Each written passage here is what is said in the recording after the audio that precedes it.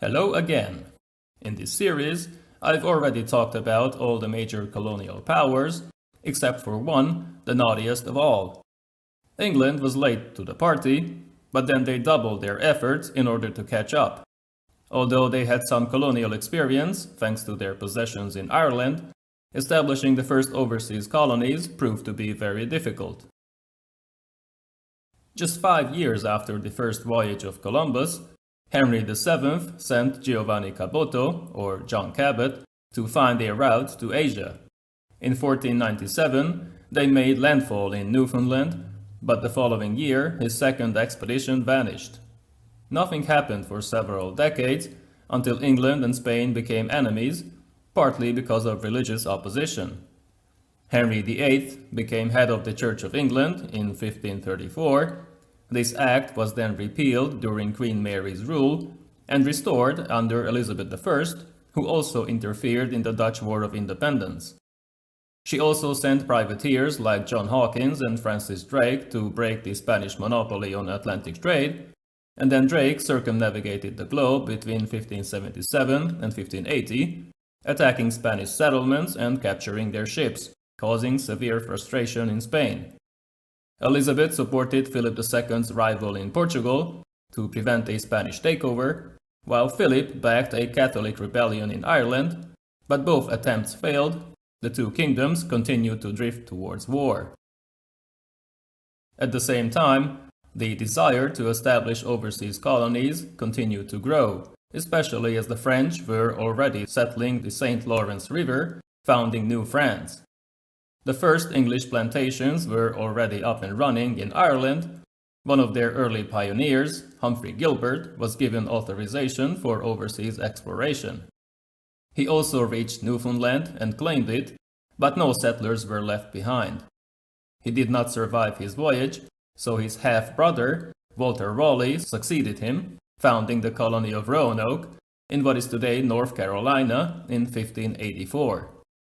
Due to a lack of supplies and poor relations with the natives, this first colony failed. Its settlers returned to England with Francis Drake.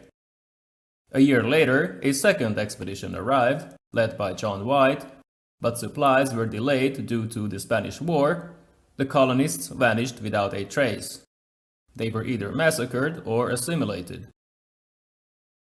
In 1588, the Spanish Armada was famously defeated at sea by a massive storm and then the English ships. When James VI of Scotland became King of England, he negotiated a treaty with Spain to end the hostilities in 1604. Work could now begin on expansion, relying on joint stock companies like the East India Company that had already sent ships to Indonesia and India. Competition with the Dutch East India Company was fierce, but the first factory was set up in Masilupatam in 1611, followed by a second at Sutnam 2 years later. A commercial treaty with the Mughal Emperor Jahangir was highly successful, so much so that in the 1630s, access to the region of Bengal was granted by his successor. In the meantime, the first colonies were established in the New World with varying success.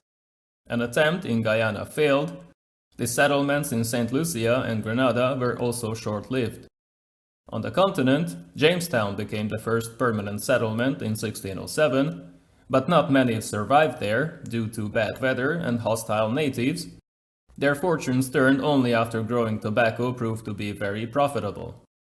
In 1612, following a shipwreck, Bermuda was added. It quickly outgrew Jamestown, although it soon had to switch from tobacco to food exports as the population of the North American colonies exploded and the price of tobacco declined. In the 1620s, more Caribbean islands, St. Kitts, Barbados, and Nevis, were settled. They focused on sugar plantations, relying on slave labor, essentially copying the Portuguese. This is where most of the immigrants came in this period. In 1650, there were 44,000 English people in the Caribbean, while only 23,000 lived in New England and 12,000 were in the Chesapeake. Soon, more companies were established to create further charter colonies, relying on a massive influx of convicts and people fleeing from religious persecution, although some lands were taken into direct royal control. Puritans arrived in Massachusetts in 1620, Maryland was founded for Roman Catholics in 1634, followed in a few years by Rhode Island as a tolerant colony, and Connecticut for Congregationalists, a Protestant movement. Soon after, the English Civil War broke out, but this didn't stop the process. In 1648, when the 30 Years' War ended in Europe, and shortly before the execution of Charles I, England started colonizing the Bahamas, which would take almost 2 decades. 3 years later, Parliament announced that only English ships could transact trade with English colonies. This soon led to war with the Dutch and a further strengthening of English positions. The first conflict concluded in 1654 with no major territorial changes, as Oliver Cromwell wanted to focus on Spain instead. Soon, war indeed broke out after the English invasion of Jamaica.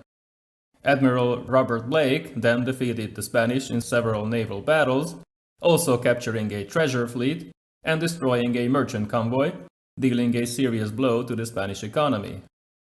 At the same time, many English merchant ships were also lost to Spanish privateers, while Spanish trade was given over to neutral Dutch ships.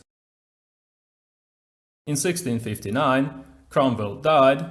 A year later, Charles II, the eldest surviving son of the executed king, was crowned, restoring the monarchy. The Royal African Company was founded to deal in slaves.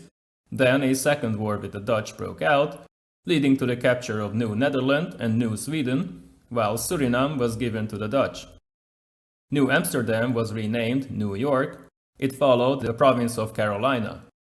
Not long after, in 1681, Pennsylvania was also founded. For now, the Caribbean islands remained more profitable, but many emigrants chose the North American coast for its climate.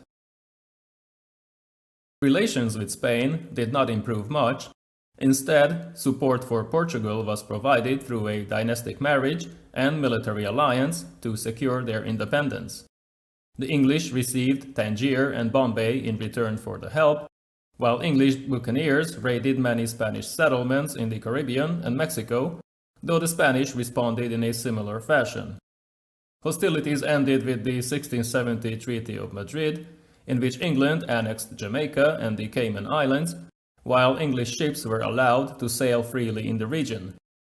More islands were soon added. Later, these became the British Virgin Islands. Also in 1670, the East India Company was granted the right to territorial acquisitions, to mint money, to have their own troops and forts, to make war, and to exercise jurisdiction over their lands. The Hudson's Bay Company was granted a monopoly on fur trade in Rupert's Land. This later became a large part of Canada, but it also led to several wars with the French, who also established their fur trading colony in New France. The slave trade expanded. The English used several islands on the West African coast and transported roughly 1/3 of all slaves across the Atlantic. A third war with the Dutch started in 1672, but the Netherlands could not be overrun, so a new treaty soon returned captured possessions and attempted to solve trade conflicts in the East Indies. Lasting peace between the two countries came in 1688, when the Dutch William of Orange ascended to the English throne after the Glorious Revolution. The Netherlands kept the spice trade of the East Indies, while England focused on the textile industry in India, which soon became much more profitable. Tangier was abandoned. A year later, a Mughal fleet attacked Bombay in 1689, which had become the headquarters of the East India Company. It soon fell, but after paying a large indemnity and promising better behavior, the emperor withdrew his troops, so the company returned. In the next year, a new base was set up in Calcutta, while the Falkland Islands were claimed for England. In 1701, the King of Spain died. A new European war started to prevent the French Bourbons from taking the Spanish crown. This will be the subject of another video, and I will also talk about the First British Empire later on. Thanks for watching. See you in the next one.